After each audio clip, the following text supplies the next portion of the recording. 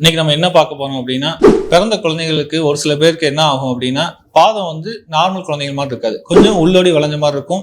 கரெக்டான பொசிஷனுக்கு நம்ம கொண்டு வர முடியாது இதை.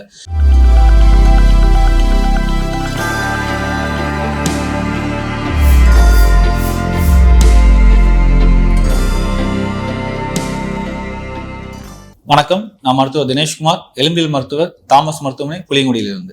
இந்த மாதிரி எதனால வரலாம் அப்படின்னா, முதல் காரணம் வந்து நமக்கு கர்ப்பப்பையில தேவையான அளவுக்கு இடம் இல்லை தனிச்சத்து ரொம்ப கம்மியா இருக்கு, முதல் குழந்தை எப்பதான் பிறக்குது, இவங்க எல்லாத்துக்குமே அந்த மாதிரி கால் வந்து வைக்கிறதுக்குள்ள இடங்கள் ரொம்ப கம்மியா இருக்கும்.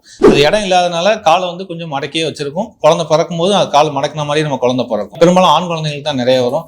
ஒரு சில நேரத்தில் ஒரு கால் மட்டும் வரும், இல்லை அப்படின்னா 2 காலுக்குமே வர்றதுக்கு வாய்ப்புகள் இருக்கு. இதை நம்ம வந்து 2 வகைகளாக பிரிக்கலாம். ஒன்று வந்து ஃப்ளெக்சிபிள்னு சொல்லுவாங்க. ஃப்ளெக்சிபிள் வந்து இல்லை, ஃப்ளெக்சிபிள்னா நம்ம அந்த காலை வந்து கரெக்டான பொசிஷன் கொண்டு போயிட்டோம்னா நேரம் வந்துடும் கால்.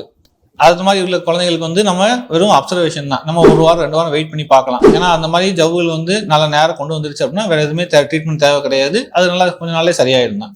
சப்போஸ் வந்து நம்ம கரெக்டான பொசிஷன் கொண்டு வர முடியல, கால் ரொம்ப டைட்டா இருக்கு, பின்னாடி உள்ள தசைகள் எல்லாமே இறுக்கமா இருக்கு, கால் வளைஞ்ச மாதிரியே இருக்கு, நேராகவே கொண்டு வர முடியாத நேரத்துல நம்ம சீரியல் மாவுக்கட்டு, சிடிவின்னு சொல்லுவாங்க அது பேர்லாம், நமக்கு சீரியல் மாவுக்கட்டு மட்டும் போட்டு ஒவ்வொரு டிஃபார்மிட்டியாக கரெக்ஷன் பண்ணி கால் நேராக கொண்டு வரலாம். கடைசியாக நமக்கு தேவைப்பட்டது அப்படின்னா பின்னாடி வந்து ஒரு சின்ன அறுவை சிகிச்சை செய்து கால் நேராக கொண்டு வந்துடலாம்.